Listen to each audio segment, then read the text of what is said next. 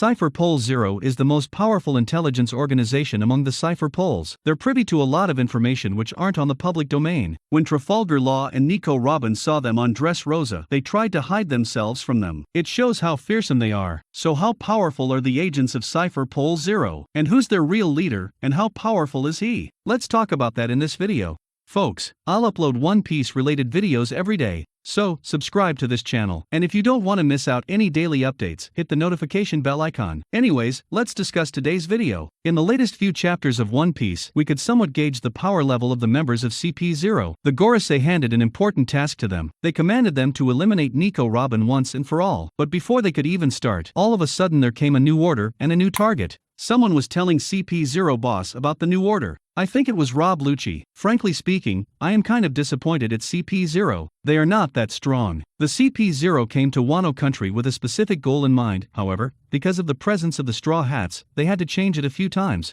Initially, they came to Wano Country to make a business deal with Shogun Orochi. Wano Country's weapons are in high demands. Doflamingo used to work as the world government's primary intermediate. He supplied Wano Country's weapons to them, but because of Doflamingo's defeat and arrest, they are having a hard time acquiring more weapons. So they had no other choice than meeting Orochi personally. As a form of payment, they gave warships to Shogun Orochi. But the thing eludes me is, the government has a huge pool of talents, and there are lots of geniuses working for them as well. And they don't lack resources either. Even the most genius scientist, Dr. Vegapunk, works for the government. So why do they need to depend on these weapons, or Doflamingo? Can't they produce more advanced weapons than what Wano Country offers? Maybe it has something to do with their craftsmanship. Wano Country's craftsmanship is famous in the world of One Piece, and there are certain things only they are capable of crafting. For example, the pone glyphs, katana or Japanese swords, nails made of sea stones, and many other things. Until this point, the strength or power level that CP0 demonstrated is not so impressive. I mean, it's not to the point where we would feel like, wow,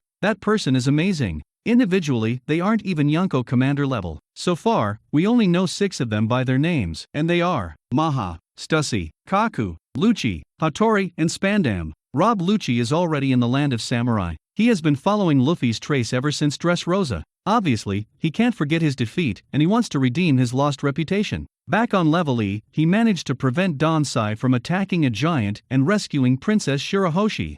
Now, obviously, being a member of CP0 is more prestigious than being the leader of CP9. So the ordeals he went through, due to his defeat, ultimately paid off. So he should thank Luffy, not hate him. Anyways, Stussy, on the other hand, is one of the emperors of Underworld. She is known as the Queen of Pleasure District. She mainly acts as an intelligence officer. She possesses amazing infiltration skills, but her fighting capability doesn't match her notoriety. The other members of CP0 aren't that impressive either. We know Maha managed to defeat Whitebeard's former commander Ijo, but we need to keep in mind Ijo was nearly on his last leg when he fought 2 members of CP0, yet he managed to take one of them out and injure the other. Moreover, the boss of CP0 is not that powerful. He isn't even King or Katakuri's level. If King or Katakuri were given an order to fight a Yonko, they wouldn't shy away from a fight. But when the boss of CP0 learned about his new mission, he was afraid of Kaido's retaliation. And now, he might be counting the last few seconds of his life, because he messed with the wrong person. Kaido finally met his match, and he was having a time of his life fighting Gear 4th Luffy. But CP0 Boss spoiled his fun. The other person who messed with Kaido's fight already gave her devil fruit to Bon Kure. CP0 Boss can't avoid the inevitable. Rest in regret.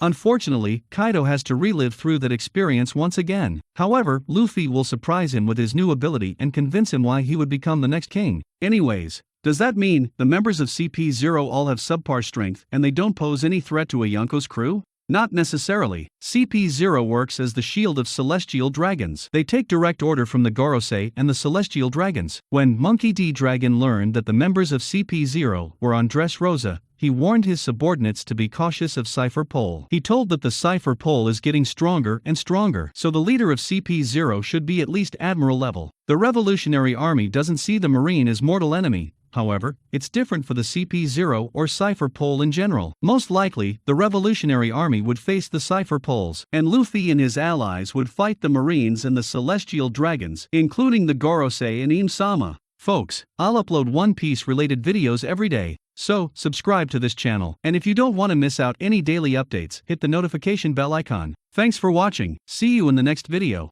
in 12 hours. Until then, goodbye.